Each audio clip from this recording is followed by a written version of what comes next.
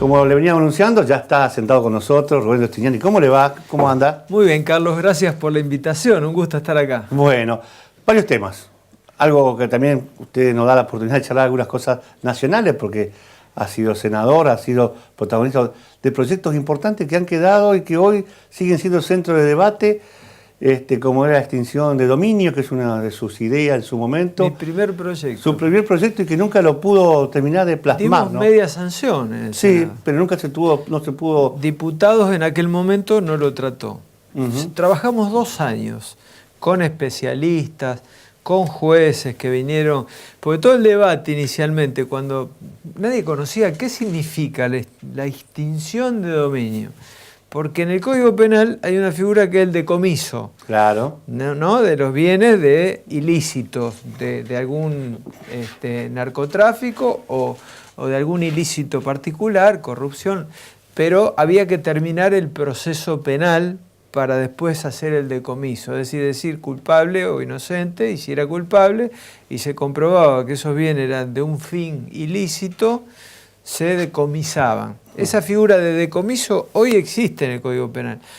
Nosotros con ese proyecto, que no inventamos nada, porque esto existe en el mundo, las Naciones Unidas impulsa la figura de decomiso y de extinción de dominio, significa que uno abre un proceso paralelo al proceso penal. Como el proceso penal normalmente no solo por las características de la justicia argentina, sino por las chicanas que pueden empezar a producirse a partir de los defensores, el proceso dura 8, 10, 12 y hasta 20 años, como hoy vemos con Río Tercero, con la explosión de Río Tercero. Entonces el proceso paralelo es cuando el juez tiene una percepción muy fuerte de que ese bien es un bien ilícito producido de la corrupción o del narcotráfico, hace la extinción de dominio y el Estado lo puede incorporar para sí, para un bien social. Y esto, nosotros después de 2 años, ¿cuál era el cuestionamiento en aquel momento? Bueno, que estábamos atentando contra el derecho de propiedad, de esa manera que podía ser inconstitucional quitarle un bien si todavía no estaba declarado culpable de ese ilícito cometido. Sí, aparte teniendo en cuenta en la Argentina, en la justicia, que están todas las... a ver, ladra como perro, camina como perro, tiene 4 patas, parece que es perro y después termina siendo azúcar impalpable, como ha pasado en algunos casos. Así Entonces, me parece que también eso era un poco el temor que existía, porque decían, ¿y la justicia seguirá la misma línea? Y si después tenemos que indemnizarlo, era una de las preguntas que se decían algunos legisladores. Pero hoy, bueno, hoy creo con todo lo que estamos viendo, acá hay una cosa importante, porque se está hablando de millones de dólares que se han ido, que se le ha quitado a la sociedad, y que de alguna forma hay que recuperarlo. Y yo creo que la extinción de dominio es la figura que tiene que ser para poder rápidamente apoderarse de todos esos bienes que hoy, no sé, ¿cómo le impactó toda esta investigación? Que comenzaron con unos cuadernos que hoy ya no tienen ni validez los cuadernos, por la cantidad de declaraciones que se han logrado. Carlos, ¿cuántos reportajes usted me hizo que hablábamos en aquel momento de que aquellos fondos fiduciarios, yo fui opositor los 12 años del kirchnerismo, hablábamos de que los subsidios que se daban entre 4 paredes a empresarios venales, de funcionarios que hacían de manera oscura estos subsidios, iba a terminar mal. El secretario Jaime tenía 40 denuncias penales, antes que se produzca 11. Y en aquel momento dijimos, lamentablemente, tuvimos razón, la corrupción mata. Esto no es nuevo, o sea, esto lo veníamos charlando hace muchos años. Y evidentemente ahora, bueno, alguna gente es como que descubre esto, nosotros no lo hemos descubierto hoy. Y bueno, no, aparte, que la justicia vaya hasta sus últimas consecuencias. Aparte, Rubén, hasta el modo operandi, que no teníamos la data, hoy se está confirmando todo lo que sabíamos hace muchos años. Así es. De los porcentajes de coima.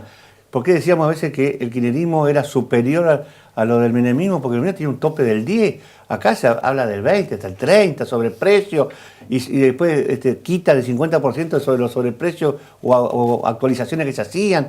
Es decir, es impresionante los números que hoy se ven que alarman a la sociedad. Nosotros ya lo sabíamos, pero no había elemento.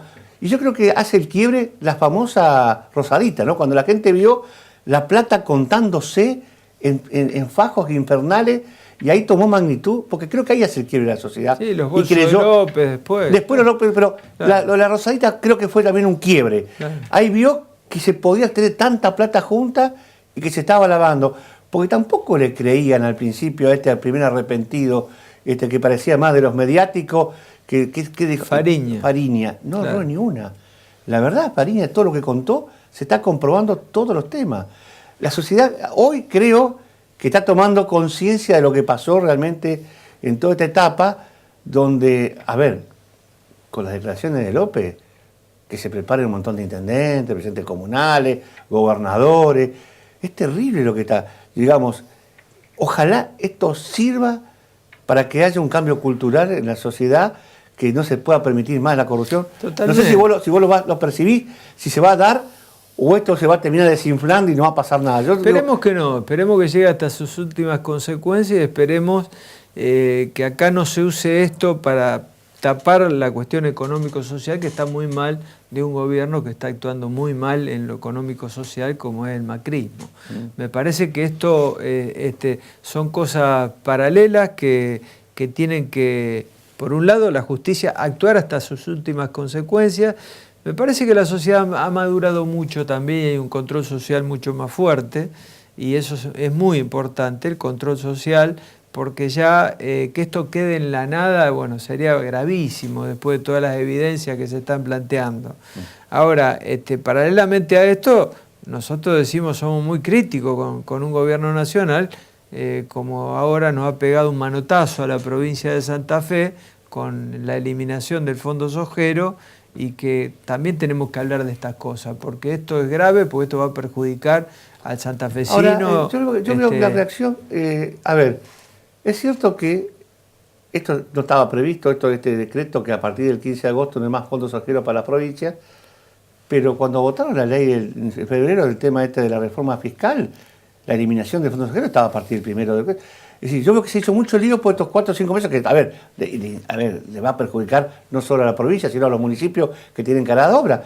Pero no vi tanta reacción en febrero cuando se aprobó el acuerdo fiscal con la Nación, que ya preveía el fondo. Yo fui muy crítico, muy crítico, lo dijimos también en este lugar, con usted, Carlos, de que la firma de este consenso fiscal solamente favorecía a la provincia de Buenos Aires y a la capital federal. Y que con el revólver en la cabeza a todos los gobernadores le hicieron firmar un consenso fiscal que era contradictorio contra los mismos intereses de Santa Fe. En aquel momento voté en contra en la legislatura provincial de haber acordado y firmado este consenso fiscal. Se lo dije al gobernador, el ingeniero Miguel Lischy. El único argumento esgrimido por los funcionarios, por el ministro de Economía Zaglione, en su momento fue que si no firmábamos perdíamos el fondo sojero. Ese fue el argumento.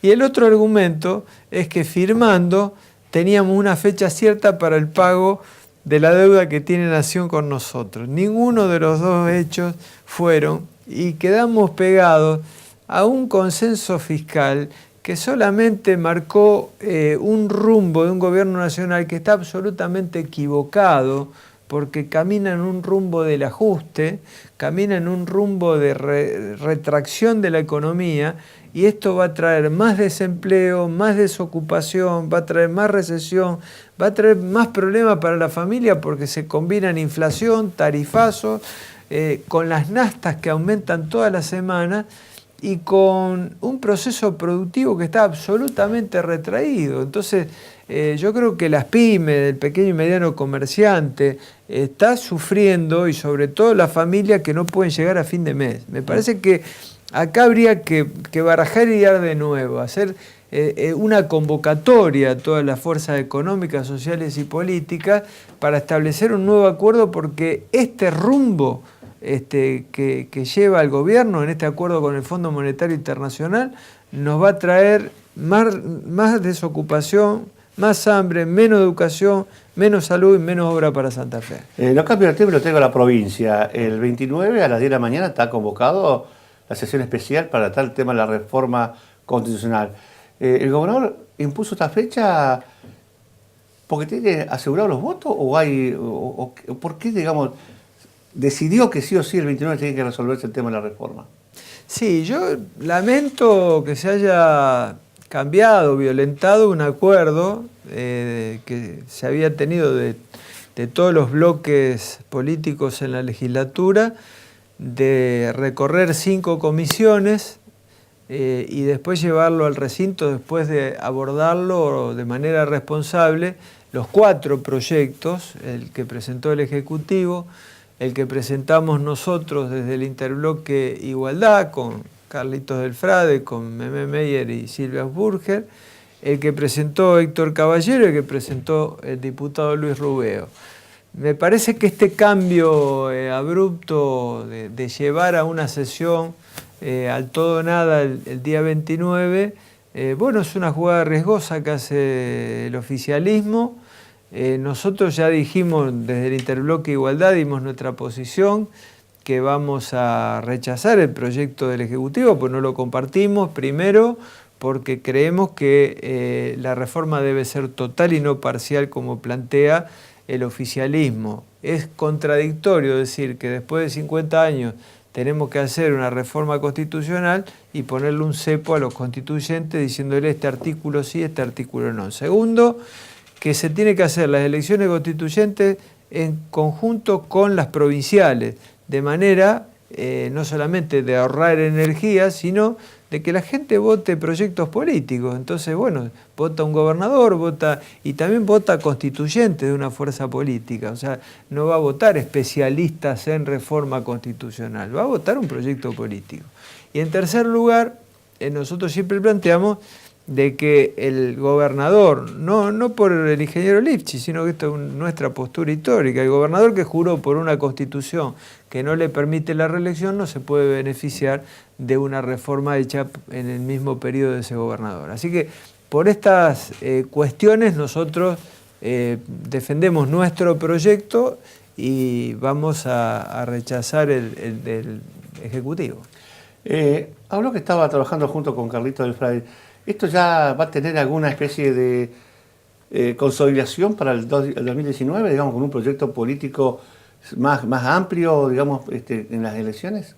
Nosotros, Carlos, cuando presentamos el Interbloque, dijimos que esto era un acuerdo legislativo, que nos sentíamos muy cómodos, porque es la resultante natural de un trabajo de 2 años y medio donde coincidimos absolutamente en todos los temas, con lo cual este encuentro en el Interbloque, en todo el trabajo legislativo, fue un encuentro casi natural. Y dijimos en ese momento que esto no tenía techo, que esto era un camino, que había que recorrerlo de manera responsable, tranquila y demás, y si esto podía tener una proyección política y electoral para el año que viene, bueno, los hechos lo irán diciendo más adelante. La verdad que hoy estamos preocupados y ocupados por muchos temas. Queremos sancionar la ley de educación, nos parece un hecho inédito, importante para la provincia de Santa Fe. Sí, que por primera vez también juntaron todas las voluntades de todos los bloques y terminaron haciendo un dictamen conjunto, digamos. Y con el Ejecutivo. Y con el Ejecutivo, pues también, con la ministra Balaguer, que presentó el suyo, y con los 5, como muy bien usted dice, que habíamos acordado un proyecto unificado. Hoy el dictamen de la Comisión de Educación, se habla tanto de la necesidad de consenso, bueno, acá hubo un consenso fundamental en un tema clave para la provincia de Santa Fe, que es la educación. Para toda la sociedad.